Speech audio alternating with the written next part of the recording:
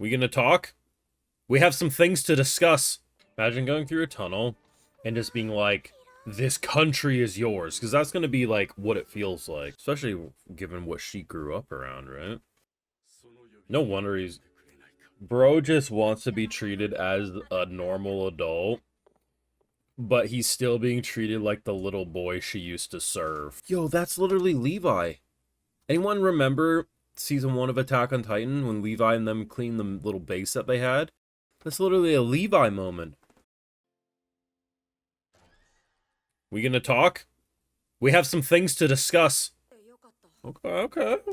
Yeah, I can work with this. Ooh, okay. Now that we're the adoptive daughter, we have the influence to help a group of people, or influence a group of people like a duke would. Wow. Ooh, it's raining gold. Maybe I shouldn't talk shit anymore if he's gonna be nice to me. It's true. He's actually been very nice this season so far. The bread animation. That's how you know we're in good hands this season, if you get bread animation. They don't waste that for nothing. But this certainly is impressive if we can draw a fucking monastery, give them some gold particle dust, and be home by lunchtime with a new building. What about that? Gramps, you always tell the story about how a building randomly appeared, you old kook. So all in all, pretty crazy episode of Bookworm this week. Now those are some of my highlights. Want to catch a full live reaction, head on over to the Patreon. But let's break this down, because this was a... Link and you miss it. It's like, wait, the episode's over? I was really getting into that. I think as a whole, though, I've realized when you see a certain studio attached to a project, you're like, oh man, think of the quality we're now gonna have. And I do think the general, like, Sakuga magical moments, I think, if memory serves, because I've been watching this since it first started airing, and I've never rewatched the show, but I believe the magical moments are better animated this time around, but as a whole, I'm pretty sure this show just looks like Bookworm.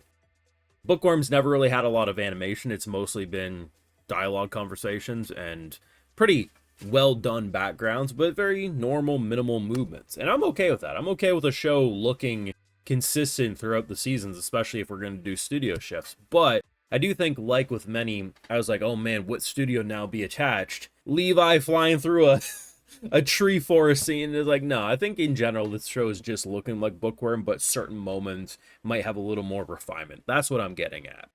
But with that said, these moments are quite special. Bro straight up summoned an entire goddamn building before someone finished their cigarette. Like, I'm not going to say it's the fastest building I've seen in years, because I literally just came off of easygoing territory defense. Bro would be building a stone wall and have a mansion built before he even lit the cigarette. But it's a damn close second.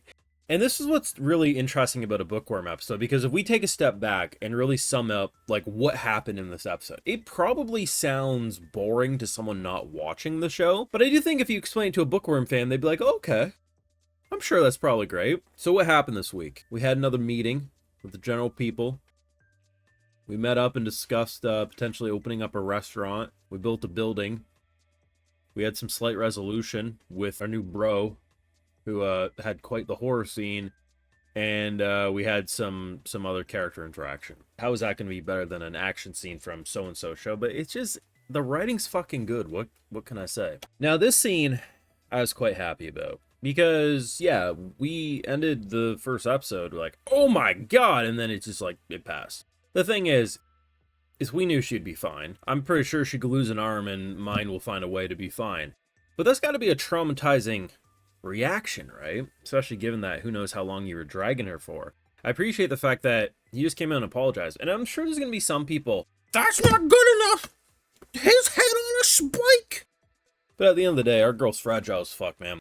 I did see a lot of people when it happened. How could he not realize? I don't think people realize how fucking tiny she is.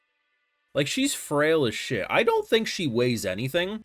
Also, bro probably has more muscle than her. It probably felt like slight resistance, we gotta be honest. And honestly, have you never been so in the zone because you're excited to share something that you don't really process what's happening around you? And he's a child. It all made sense to me.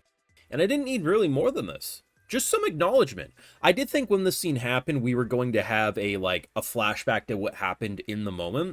But probably all that happened was he screamed, guards came, then she got took to bed. Like, maybe he was, like, fucking in a corner, like, oh, God, what the fuck just happened, you know? But otherwise, I think this is all I needed. I just needed to see some acknowledgement, right? And I like that it wasn't overly dramatic. And overall, yeah, that's all I needed. I'm glad it happened sooner than later. I thought maybe episode 5 or something, but yeah, that's really all I need. Just, fuck, my bad. I didn't realize that's how you were. I'll be very more careful from here on out. And honestly, that's literally the intended outcome of, I mean, I'm sure old Ferdinand and them probably would have preferred her not to have her face dragged, but I think that was the intended outcome of, like, he needs to know, and, like, everyone needs to know that they have to be careful with her so that if it's an intense moment, bad things ain't gonna happen, right? I'm also liking some of the new economic side of this world, I guess I could say. So she has more influence and power given her adoption. And you look at someone like this, the clothes don't really match her, it's not really suited for her. And the fact that if Mine wants to, she can kind of cause a little mini revolution in the wardrobe department for the people of this general area. And I think that's going to be interesting to see what she does, because those little moments, I mean, in the beginning of Bookworm, the thing that really had my interest long term was how she introduced stuff like paper, or like better papers, and just these modern ideas, and how in the general common folk areas, and obviously rich people liked it too, how that kind of like changed things. So now that we're more integrated into noble society, it'll be really interesting what she can do. I mean, we got the restaurant stuff as well, which I honestly thought was really interesting, because I was really confused at first, but then when I saw what she was actually like implying, it made total sense. And that was vegetable broth. Now, it actually makes a lot of sense. Okay, people in this world, they like to cook their vegetables to a nice, you know, mushy kind of like soft tenderness, but then they get rid of the water because that's just the shit the veggies were bathing in. Introducing broth, way not to waste your leftovers, and you obviously, if you know anything about cooking, broth is very much needed for good dishes. These little moments, man, I'm telling you, there's something about Bookworm in the way they can take the most mundane, boring scene, make you say, oh, actually, I'm very interested. Like, Bookworm, to me, I have always known it had good writing, because for the most part, it's not a well-animated show. And I don't say that as a diss either. I'm calling a spade a spade. I like the art style, I like the character designs, I like the backgrounds, but in general, it doesn't really move that much. And I think this episode's another great example. The magical, whimsical side of the show, we had the firework explosions in the chapel, and then we had the very end of the episode. Those look great, but in general, it's a pretty much just watch characters stand still and talk. But that's anime. I've always accepted that. That's part of the charm to me, and why I got into anime to begin with, is just the very unique presentation style that they have.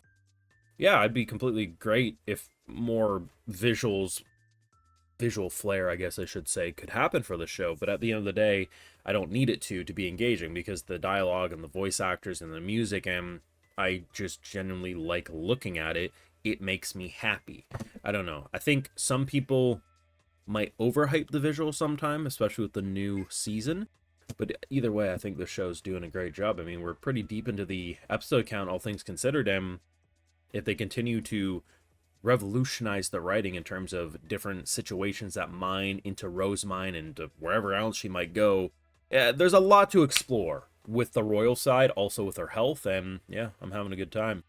Crazy episode, though, especially with that building construction. I can't believe they did that. Put your thoughts down below. Make sure you drop a like, share your support, subscribe, ring the bell if you haven't already, and catch the full live reactions over on Patreon and other exclusives, because, you know, I got to give those video shout-outs to my patrons, because of why I get to do these YouTube videos at all. Alright, so today we got Little Big Trouble, Don't Show My Name, Don't Tell Me What to Do, Darthwin Wright, Eric Barton, Aranis, Jeff, and we also have Dawn. So I appreciate the support. Please take care, and you have a good one.